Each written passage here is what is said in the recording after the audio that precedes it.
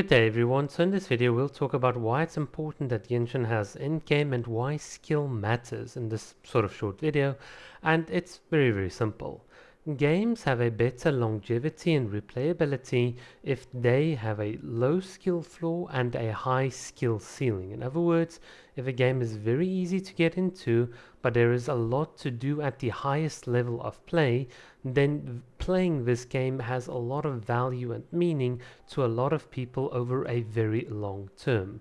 In other words, if we artificially reduce the skill ceiling of a game by limiting combat, by sort of not going into what the core fundamentals are of the game and what the game is marketed, then we're heading on a downward slope. You see, the problem is if you take away the high skill ceiling elements of the game, then the result is that you're going to have to reinvent the wheel constantly for casual content, and that is a kind of double-edged sword, because if the content is really cool, people are going to stick around, but the moment another game does it better, or people really kind of get bored of your game, then people are just gonna move on. And this is the problem that we see sort of in a game like Genshin Impact. People are bored out of their minds. Well, why? Well, because if you look at the environment, the mechanical puzzles and all of these things, they're not really that high skilled. I mean, the majority of the story in the game is very easy, and of course you can't make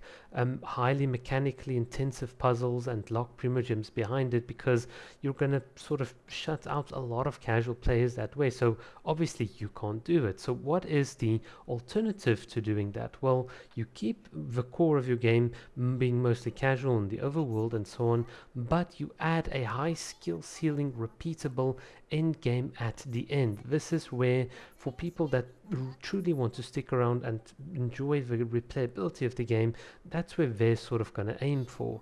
And unfortunately, the current Spiral Biz is not good enough for this. It's basically just floor 12. I know a lot of people talk about floor 11, but for most people that are AR60, even as F2Ps, I mean, floor 11 is just, it's like floors 9 and 10. It's completely forgettable. So we have essentially for about 4 to 6 weeks the same content on floor 12, and that is about it.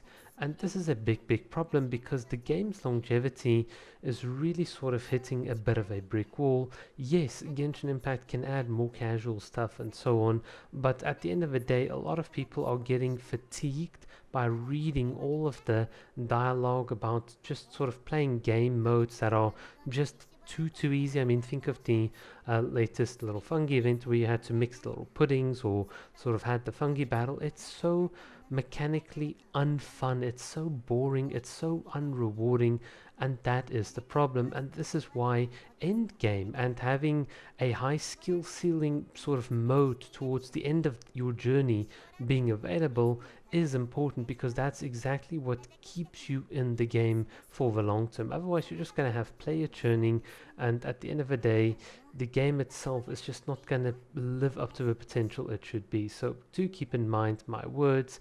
Games have better longevity if the skill floor is low and the skill ceiling is high, with enough content to justify it. Alright guys, thanks for watching.